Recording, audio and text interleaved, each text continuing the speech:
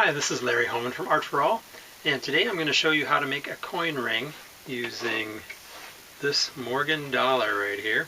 See if I can zoom in on the coin. Oop, upside down. See if that'll focus. So it's an 1889 Morgan silver dollar.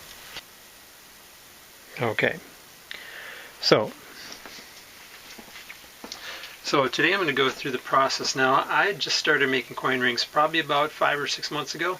I was watching some videos on YouTube, and I saw some guys making coin rings, specifically Skylar from the Mint Change You Can Wear, and watched a lot of his videos and thought, wow, that looks really cool. I want to try that.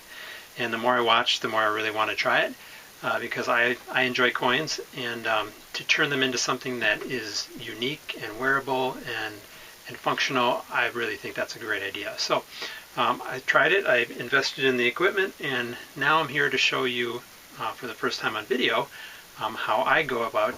Okay, so the first thing we have to do is punch the hole in the coin. So I'm going to be using this punch and die set I got from Legacy brand coin ring tools, and Legacy put together this punch and die. It's a 3-piece, actually a 4-piece. So it's got the punch right here. Here's the die, and then here's the casing for that. So what they do, I don't have one of the self-centering type punches yet. Those cost a little bit more, and I'm not quite at that point where I need that yet. But they provide these little rings that you can find any size ring for any size coin. So I've marked right this one here. So you put that in there.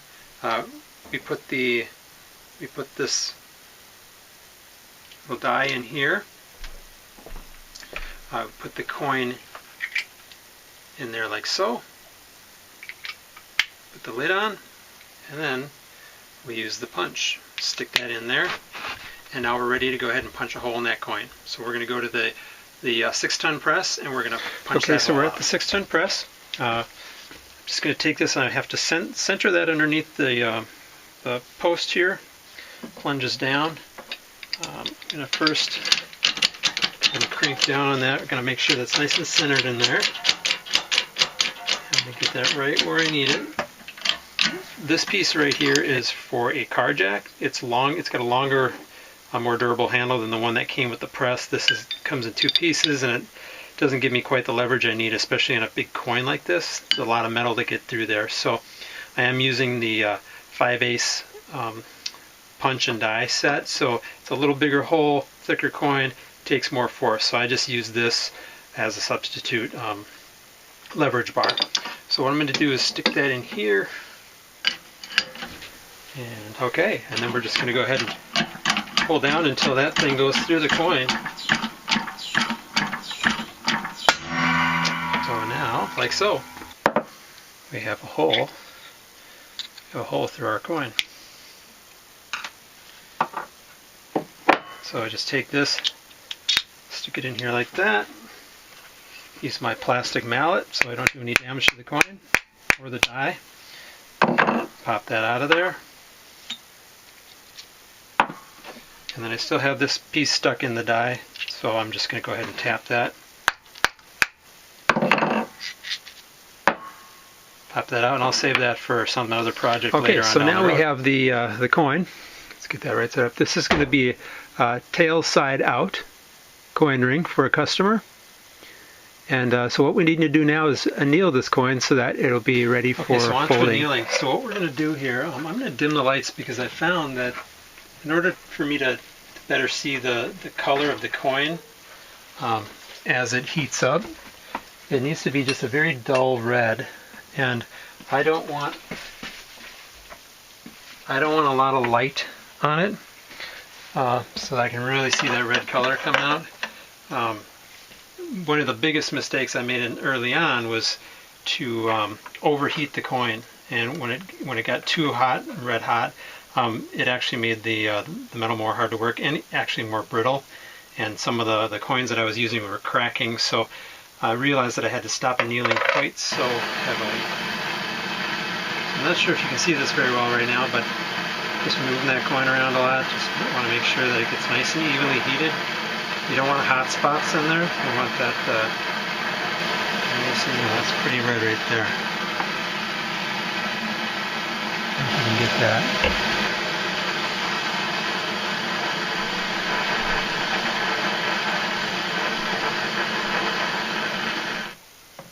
Okay, coin's nice and hot. Let's see if I can get this.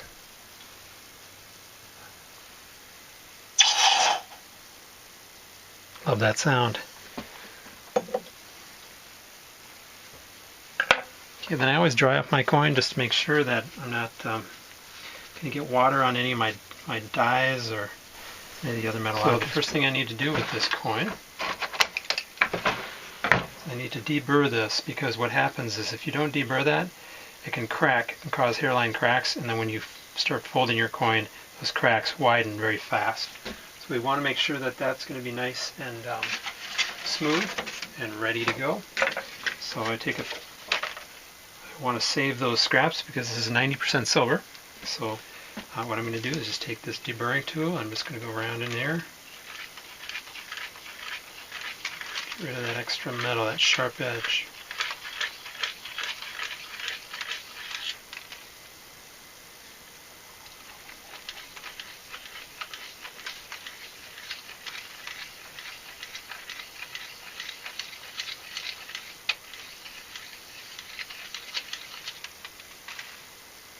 And make sure that thing's nice and smooth before I stop. Now once we have it this far, you can see that that edge has been taken off of there. If you'll focus on,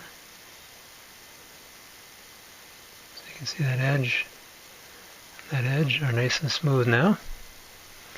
And so what we're going to be doing is we're going to put it into a die tail side down, so when we start to fold it, the tail side will be out. Okay, so for the next step, we're going to use my large, this is the one. We're going to use my large die. Let's see what we got here. Okay, this is also a Legacy brand. This is my 1.5, 1.6 inch, 17 degree die, and that's what I'm going to be using for my first fold. So I'm going to be placing the coin in here as nice and straight as I can. I'm going to put that first folding cone right on top. We'll bring that over to our 1-ton press here.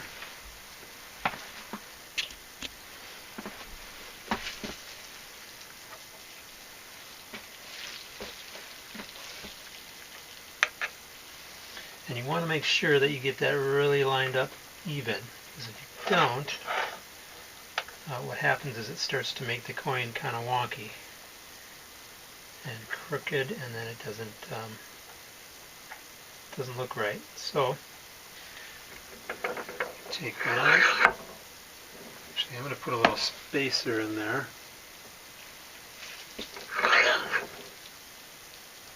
So I can give that a proper press.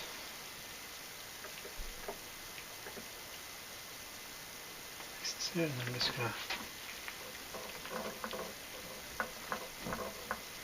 press down. I'm going to go back. I want to check and make sure that that's still pretty even. It is a little off.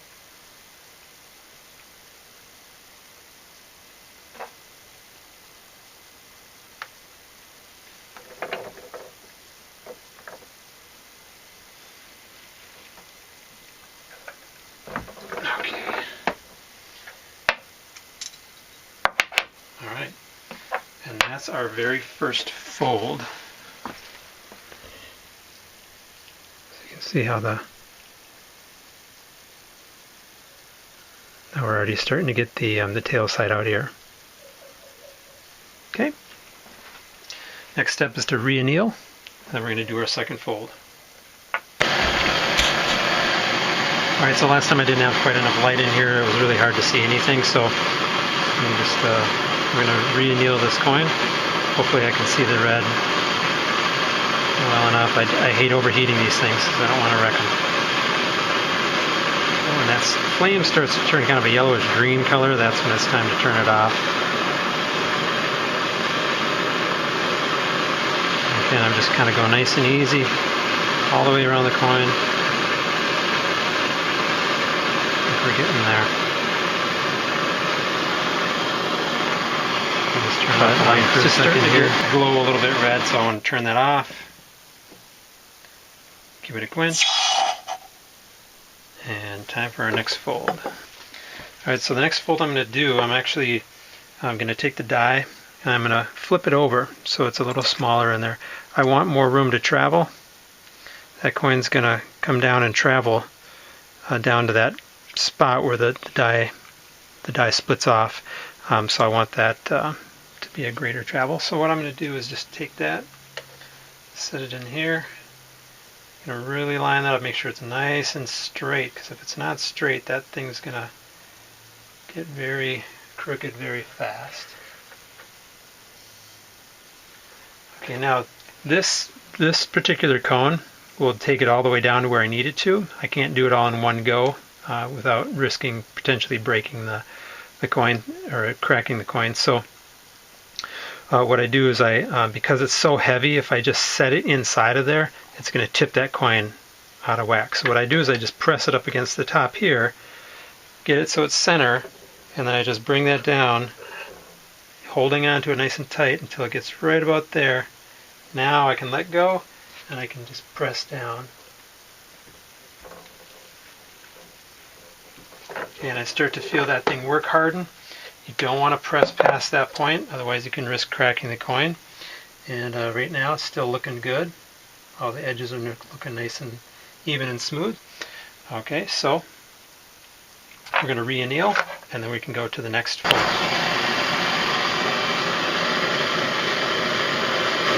So I'm going to give it a quick quench. Okay, so again I'm going to do the same process. Make sure that's nice and straight in there.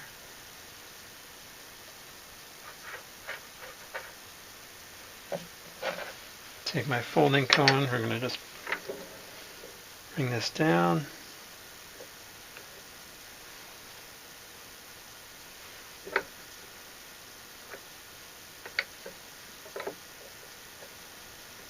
Okay, and then press that the rest of the way down until it bottoms out in the cone.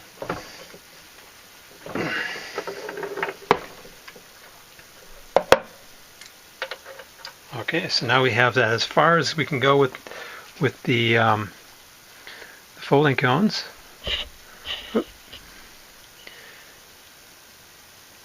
Now these dies they're very durable and they'll last forever, but they do smooth out the inside of that area a little bit more than you might like. So if it smooths it out too much, you can actually wrap this thing right here in Teflon tape and then do the same fold. What we're going to do now is we're going to re-anneal it and then we're going to bring it over to the ring stretcher. Okay, so now the next step is going to be to stretch this. Now the ring size here, the end goal is a size 14. So right now what I'm at is a 13. This camera does not like to zoom. I'm on focus.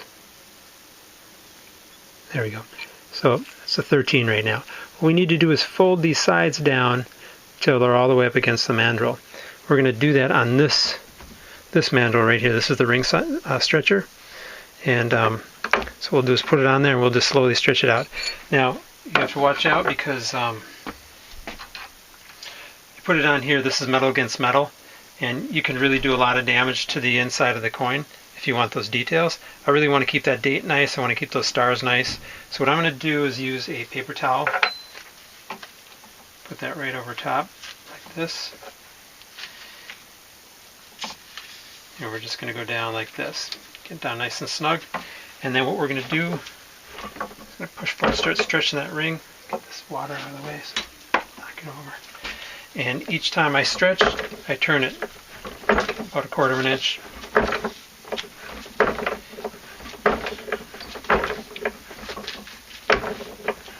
You want to do this until you start to feel it work hardening, and you want to stop and you want to re-anneal. pretty good so far. I am going to check it, make sure there are no cracks. Still do a few more stretches on it. It's starting to work harden already.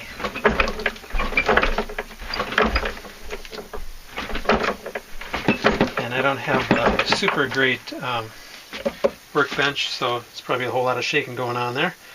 But we're getting the job done.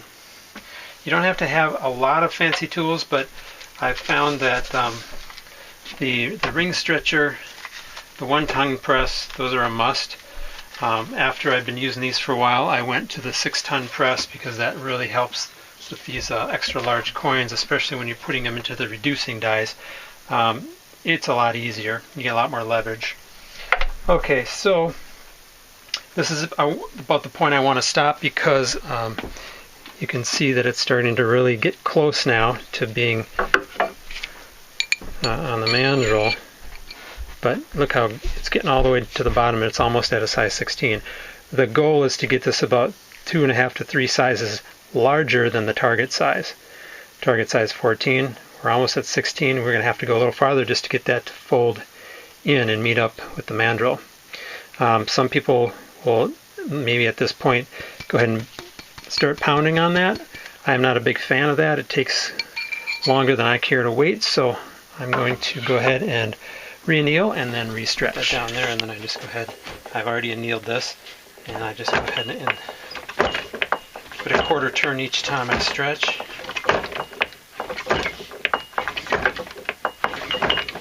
Just keep working it down, and I'm starting to feel it to work harden, so I'm going to stop there.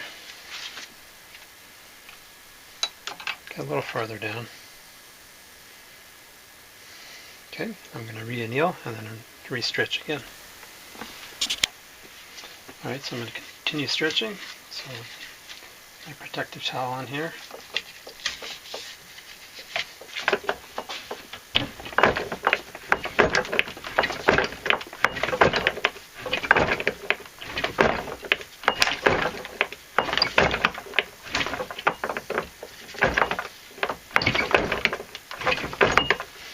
You want to make sure that each time you do this, you inspect the, see if I can get this in here.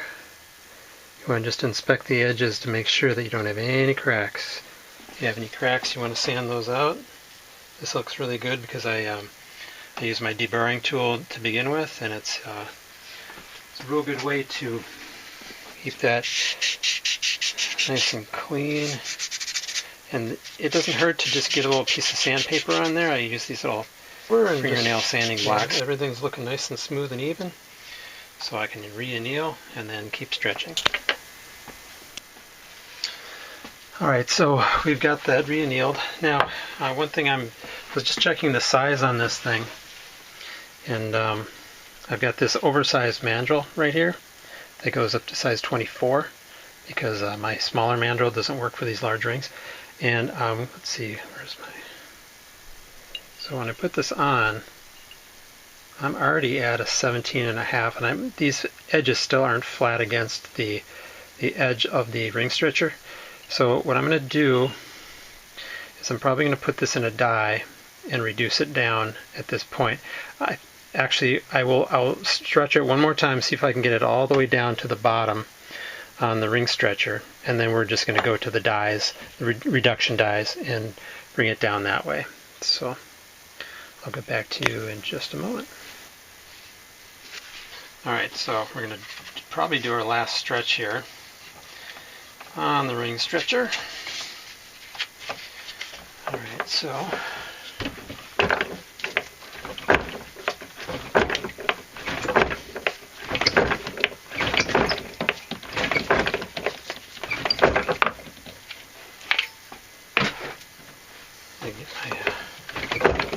tank off of there. It's wobbling around. Really feel this starting to work harden now. Okay, yeah, that's really flared out still, but it's almost to the very bottom. So what I think I'm going to do is just start to reduce it because I don't want that to get too huge.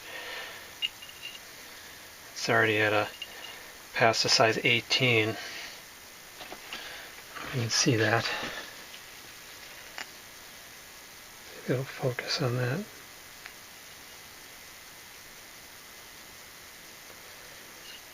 So, alright, so what we're going to do is I'm going to re-anneal and then I'm going to start to reduce.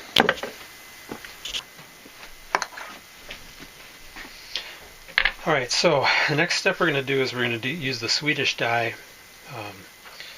Swedish wrap dies. This is a 7 degree 1.4 inch. It's from Legacy, and this one is a 1.2 from Legacy, 7 degree. What you don't want to do is you don't want to take a big coin like this and try to stick it in the small one. You'll destroy all the detail in that coin. You'll just destroy the coin. So you want to go to the next size that allows this to go all the way down inside, and that's the one we're going to use. So we'll go back to the other one later. But what we're going to do now is we're going to wrap this in Teflon tape so that we don't damage the details on the outer edge. It's very important that you don't do that you don't damage those. Otherwise, your ring's not going to look anywhere near what it should. I use this Blue Monster Teflon tape. Some people, I see them using 20-30 wraps of tape. This stuff's a lot thicker, and I found that you don't really need quite that much, especially if your coin is not a brand new coin. And then when you wrap that, you just want to make sure you're getting a nice even wrap. It's about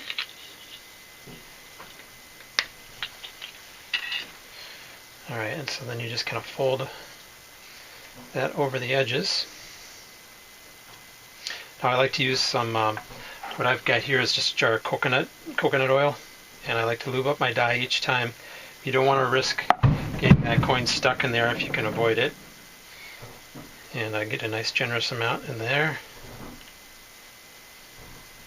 That just makes the next process much easier to do. Okay, so now what we're going to do is we're going to put that in there. We're going to make sure that it's nice and even. And you're just going to kind of press down until it feels snug. And that Teflon tape kind of takes up some of the slack, so it gets a nice snug fit. And we're going to go to our, I've got these Deburring coin pushers. And so I'm going to find the one that's the biggest that will fit in there without sliding through the center. I want to get that nice and even. And the next step is to put it in our 1-ton press and press it down. So let me just get over here. There's our press. Put that in here, and now what I'm just going to do is come down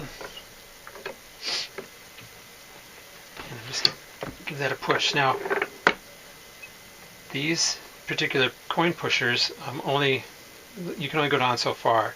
I have not had very much success with these. I bought these from Jason's Works.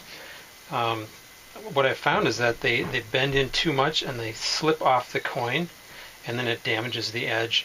I just have not mastered this technique yet, so I'm not even going to worry. I'm not even going to mess with that. So all I do is I just flip this one over to the next size, keeping it in there. Again, pressing it down. Alright, so when I pull it out, you can see, let's see if I can get this to focus in here. Alright, so you can see now that the sidewall is more of a nice flat look. There might be a slight cupping in there because the Teflon tape takes up some of that slack. But what we wanted to do is get that a nice even flat area. So then what I can do is to further reduce it, I can tip it over like this and push downwards, and that'll bring this flared out edge inwards so it can make it more straight.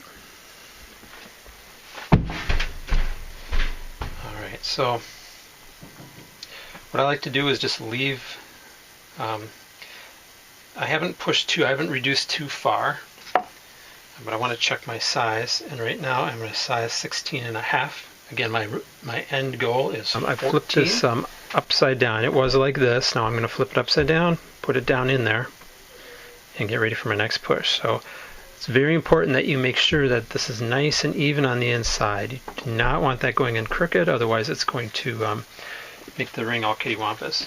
Just set that back over here, go back to this, the widest one.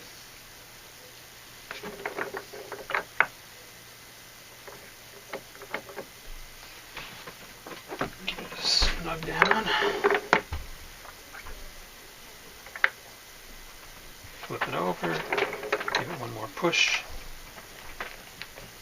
And that's good. Alright, so now I've actually reversed the cone. I don't know if you can see that. So this is now the flared out edge right here. And now we just need to bring that in a little bit. So what I'm going to do is just check the size real quick. See if we're getting close. I'm going to go back to my other ring mandrel. And we're getting close. We're at a size 15 1/4 now. 15 1/4. So I'm going to keep keeping this Teflon tape on here. I'm just going to flip this back over. Now I can go to my next size die because now it fits in there. Now the next series of pushes, I'm going to be much more gentle as far as how far down I push them. And notice with these Swedish wrap dies, I have not re-annealed yet. There's still a little ways to go. And because the angle is so steep, it really seems to work just fine.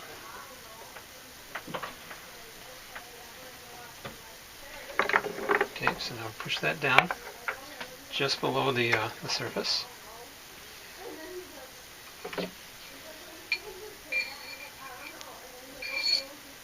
Okay, still at that same size because we didn't bring in the reeded edge. Alright, now what I'm going to do is,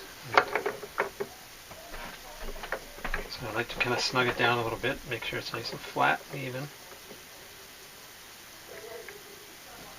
Alright, now I'm just going to push down. Alright, now I can really feel it starting to work hard, and so at this point I am going to take it out. But this is looking really good. This is getting right to where I want it to be. So I'm going to remove that Teflon tape. And the rim that the mint designed on these coins right here to protect the surface of the coin with normal wear and tear does the same thing when you're making a coin ring. It protects the detail on the coin, so we're not going to get any ruined detail. Alright, so as you can see now, we were getting really nice flat side there. Now at this point you can either go one of two ways. You can start to use your reducer die to curve those a little bit or keep it more flat. I'm going to curve it just a little bit, but I like that flat look. It's a little more comfortable when this person's wearing it on their fingers to have that nice flat side rather than the big bulge. But it's just personal preference.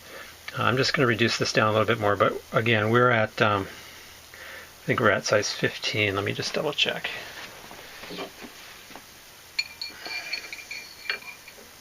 Yeah, we're at about 14 3/4. So we have to be real cautious now how much we bring it down. The other thing too is when we file out the inner edge, we're going to gain about a 1/4 to a 1/2 a size, getting rid of that extra waste. So we can bring it down a little bit more, like to a 13 3/4, and then file that off and see where we're at. But yeah, it's looking really nice. No cracks. Everything's looking good. I'll get back to you. I'm going to re-anneal now, and then we'll continue to reduce. Okay, so now I'm back. We've re-annealed this coin. Okay, so just a quick tip here. When you are wrapping a coin with the Teflon tape, you want that tape to come off the back side of the roll. Okay, and then let's get that on there. Okay, and then you just wrap it like this.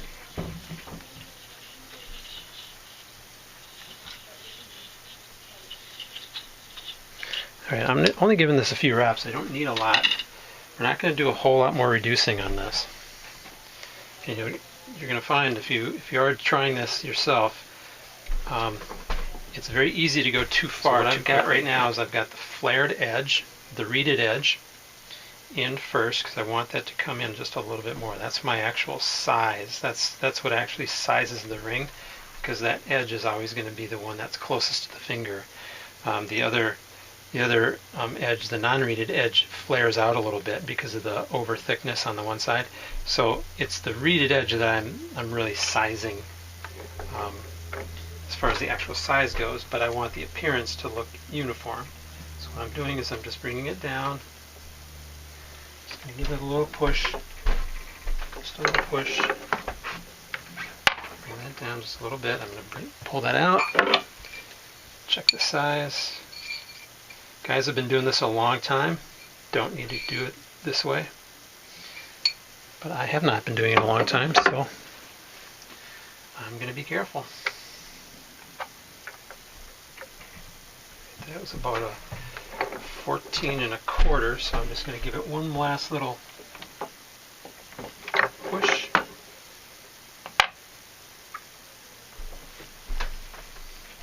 And then I'm going to do the exact same thing. I'm just going to flip it over and do the exact same thing to the other side. Being very careful that I don't over push. Otherwise it's going to cause an unevenness on the other side. So just a little bit. That doesn't take much. That pushes in really easy. Alright, now just this over one more time. Just make sure that we're nice and even.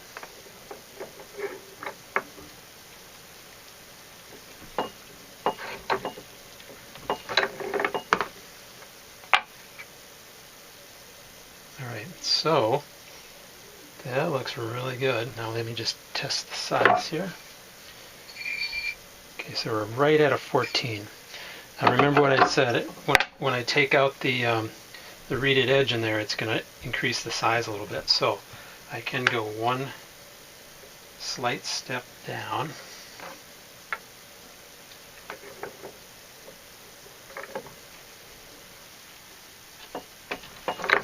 And in. Flip it over. Make sure that getting the same angle on both sides of the ring, otherwise it's going to look flared out on one side and not the other. Push. It's pretty good. I just want to make sure it looks really nice and flat. Alright, so now we're at about a 13 3/4. So then what I do now is take the tape off and just inspect it to make sure that it's nice and even. It looks pretty darn good.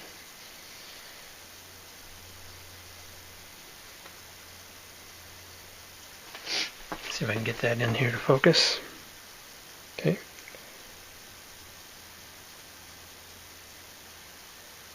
Looks pretty good to me. Okay, so now I'm going to remove that inner ridge or lip. Get out my little catch tray and my deburring tool. And I'm not sure if I showed this very much in the beginning. Let's see here. So this is my deburring tool. So what I'm going to be doing is just removing that inner edge. So what you don't want is a hard ridge on the inside of there. That's going to be painful to the wearer. I think we're ready to start polishing up. Okay, hopefully my camera's not going to run out of battery. I just noticed the battery was low, so I'm going to just try to go through this quick. I highly recommend, if you're going to be doing any amount of volume or just a lot of coin rings, invest in these. I got these from Legacy brand tools. What they are is just little armatures that you can put your rings on, your finished rings for polishing. Let me see if I can get, they go right on the end here. And then you just put it on a drill, and you can get really nice uniform edges on your coins. And so what you do is just make sure that you put it on nice and even. Okay, that's a little wobbly.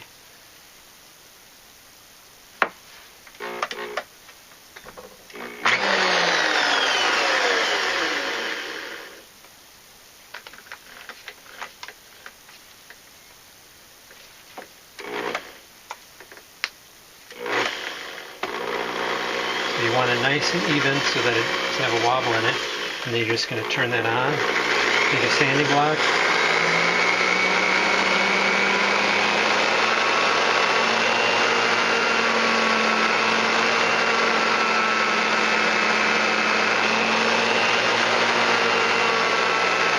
Taking down those rough edges, making it nice and smooth and uniform and shiny.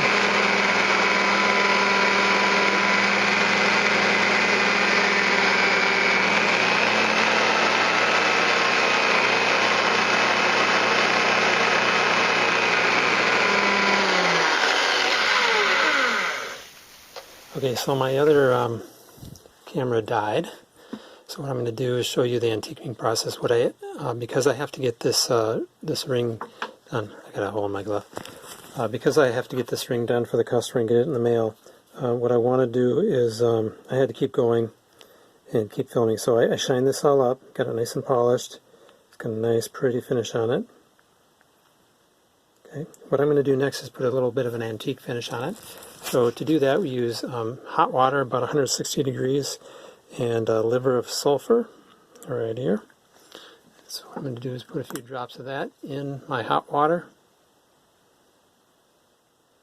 And I apologize, I can't put this phone in a holder because I don't have a holder for this phone. My other camera has a screw-in bottom so that it can be held by a tripod, a traditional tripod, this one right here. Right there. This phone does not have that. So what I'm going to do here now, I'll show you what I do. So just take this, plop it in there. I'm going to give it a little swirl here. Oops, sorry about that. Give it a little swirl, let it sit in there for about a minute. The liver of sulfur just adds a very rapid oxidizing process to the surface of the coin, turns it kind of blackish color, and then what we can do is we can take the excess off of the outside, and then it leaves those nice details really visible and pretty on the surface of the coin. So I'm going to go ahead and let that sit for just a moment. And this liver of sulfur, I just ordered this online. I do not remember where I ordered it from. I ordered all my tools pretty much in about the 2 or 3 week time period. Just trying to figure out what I wanted to get and how serious I was. So first thing I got was the 1-ton press at Harbor Freight. I got some gloves. I had to mail order this, and I did have to do a little sanding on this portion here, and also in these dies, these reduction dies. There are quite a lot of ridges in there. It's not the most high quality, but it was what I could afford. So, all right, I'm just going to give this a little swirl in here.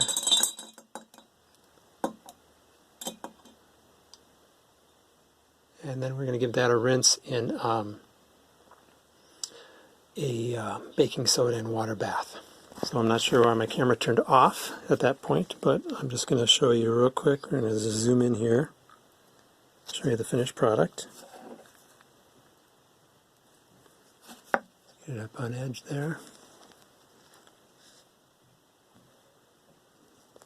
Alright, so we got a nice coin ring, nice Morgan dollar. So I hope you enjoyed the video. Stick around for some more. I'm going to be attempting to do more videos. Not that great at it, sorry guys. I am learning to do this, and I don't have a lot of really nice equipment or cameras, so right now I'm just using my phone because my other camera died. But I'd love to take you along on some other journeys. So thanks again. I know this is a tough time for a lot of people, but I just want to encourage you to reach out and try something new, do something different, try to make something fun today. And if it means trying to make a coin ring, make a coin ring.